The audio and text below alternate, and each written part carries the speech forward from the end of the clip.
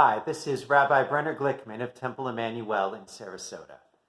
Those of you who were watching our Shabbat services this past Friday night know that our live stream broadcast was interrupted in the midst of the service, indeed, right in middle of the sermon. And most of the people in attendance were able to reboot their live stream and catch the end of the sermon, but a third were not able to. And I've received many requests, wants to know how it ends. So unfortunately, we also lost the recording when that went out. So that means I need to now quickly do a new recording.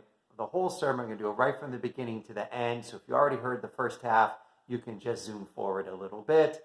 For those who haven't, lucky you, you get another chance right now. So last week, we saw Hamilton, and all of the buzz and all of the excitement and what everybody said about it was all true and fulfilled. I had never seen it before. I loved it. It was phenomenal. Everything I hoped and then some. And you can watch it too. You just do sign up for Disney Plus. I think it's $7 a month. You can drop it after a month if you want. But for $7, it is definitely worth that. Hamilton was amazing. Now, when it came out, of course, there were some historians who, picked on a few things. This wasn't quite accurate or wasn't quite true to the character, or something might be exaggerated and so forth. But those few quibbles really do not paint the most accurate picture about how historians felt about Hamilton the musical. And because in reality, historians, by and large, just went bananas. I mean, they loved it. They went gaga over it. They were among the most enthusiastic fans of Hamilton the musical, and it is easy to see why. I mean, first of all, Lin-Manuel Miranda took what was perhaps the most obscure of the founding fathers and put a spotlight on him and informed the world of his story. Two, they took these, stuffy figures that we know from portraits and statues and made them alive using contemporary music and language. He brought them vividly to life for all of us with all of the passion and the verve and the animosity and the jealousies and everything, so that we today can relate and understand and feel Hamilton and his cohorts. Historians also just love the way that Miranda just geeked out on the details and read book after book. And if that weren't all, he even acknowledged the historian who most inspired him to even be interested in Alexander Hamilton. Of course, that was Ron Chernow, member of the tribe, so we're proud. But more than all of that, the reason that historians are so excited about Hamilton the musical is because as much as the musical is about Alexander Hamilton, it's also about history itself and how history is made and how stories are told. Now, this theme is throughout the musical. In fact, every major character in the musical seems to be fixated on their legacy, on history, on how they'll be remembered, or whatever event they're participating in, on how it will be spoken of for generations to come. And just in case, over the couple hours of the musical, you missed that repeating theme, at the end, it all comes to a crescendo with the dramatic closing song. Who lives? Who dies? Who tells your story? I want to take a moment to just quote from one stanza from that closing song. Who lives? Who dies? Who tells your story? Every other founding father's story gets told. Every other founding father gets to grow old. But when you're gone, who remembers your name? Who keeps your flame? Who tells your story? Who tells your story? Who tells your story?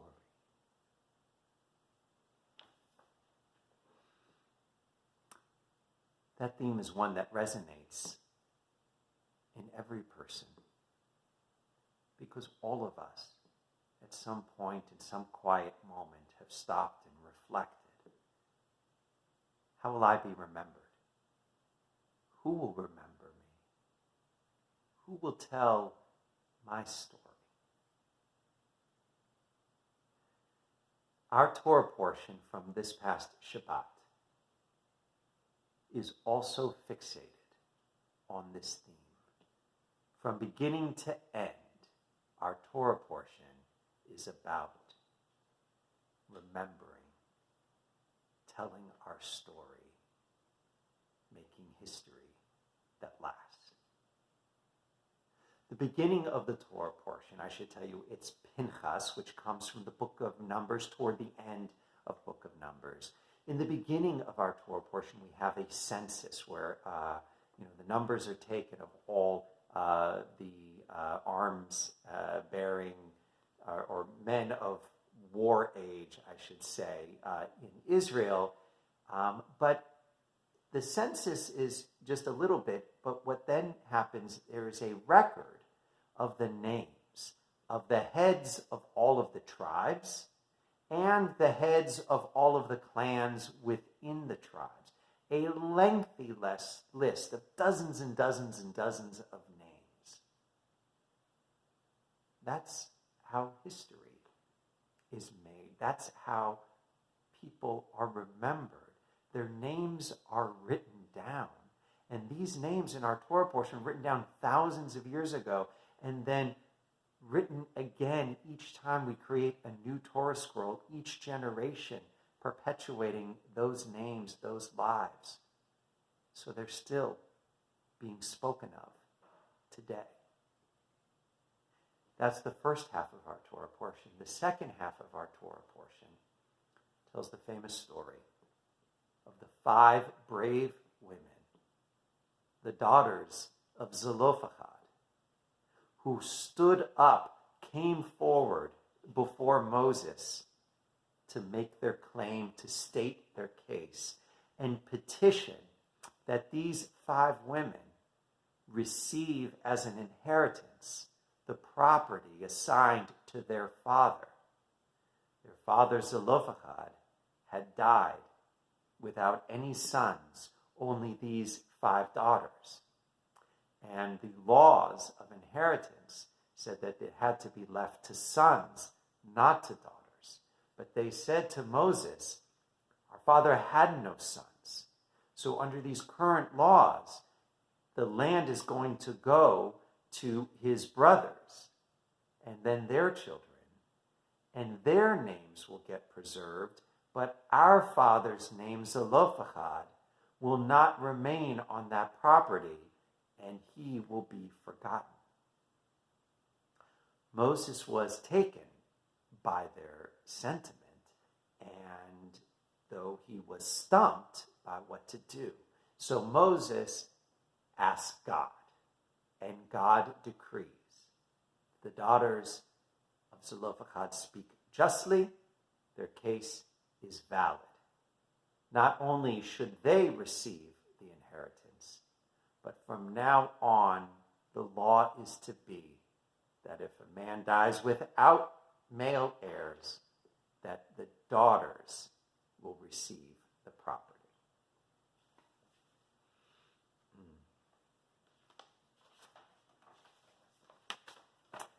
Our Torah portion gives us concrete lessons about how we can live on, how our stories can be told even after we're gone from this world.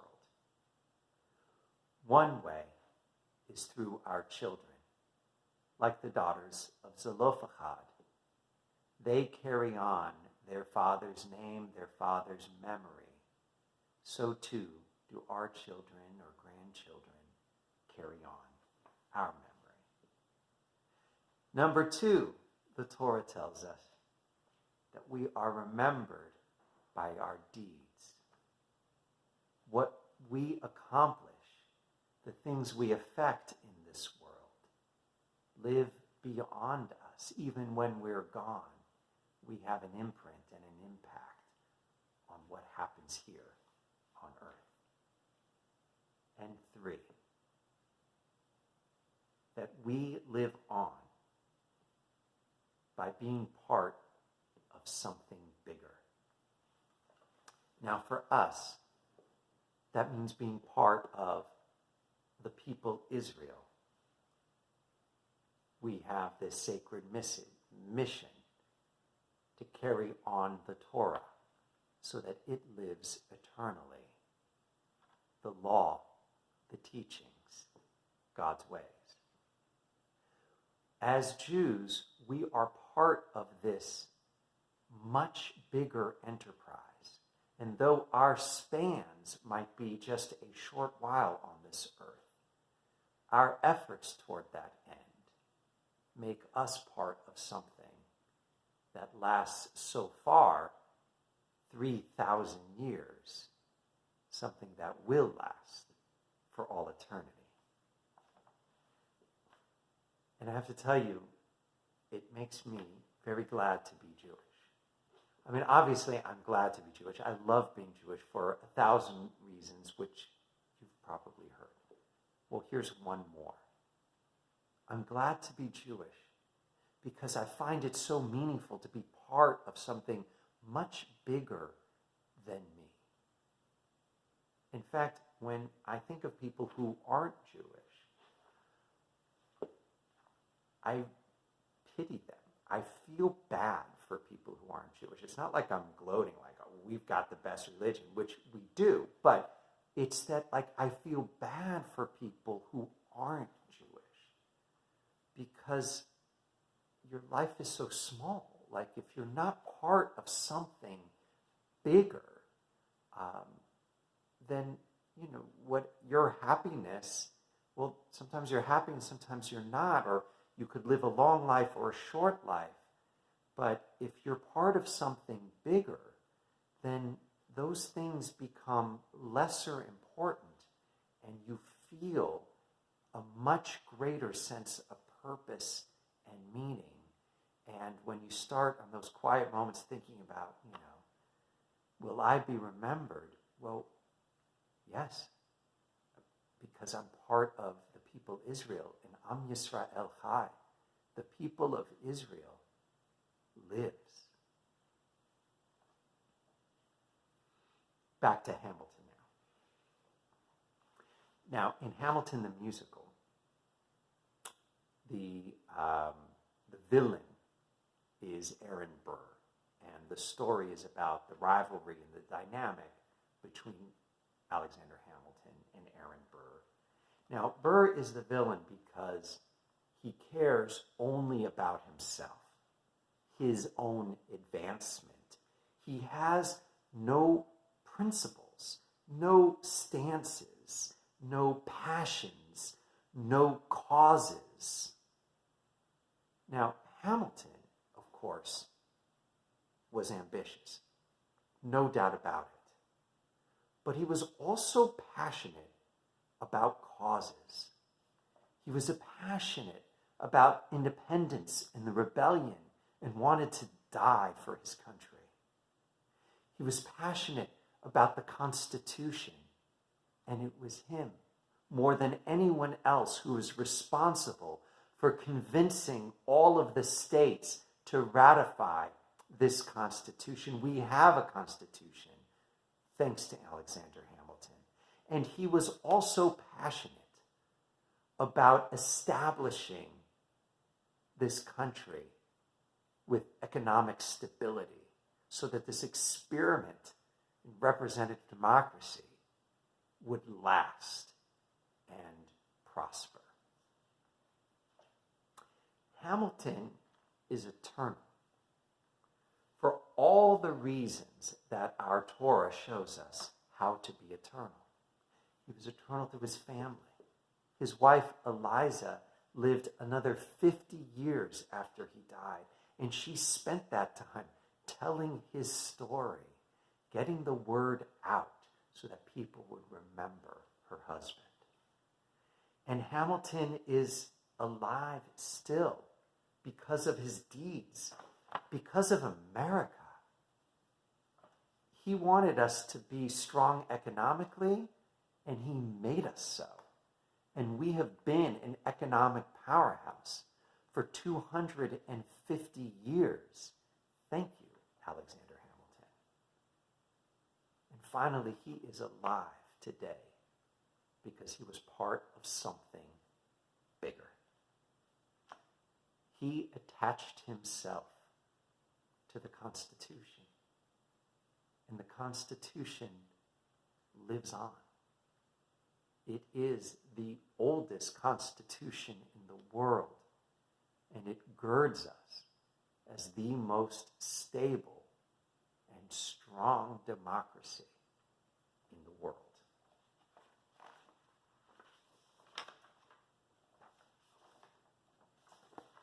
Aaron Burr, not so much. He does not have a hit Broadway musical about him. Well, not in the way he'd like. Alexander Hamilton cared about things beyond himself: freedom, independence, constitution, establishing a nation. He is remembered. In fact, he even gets his own bill.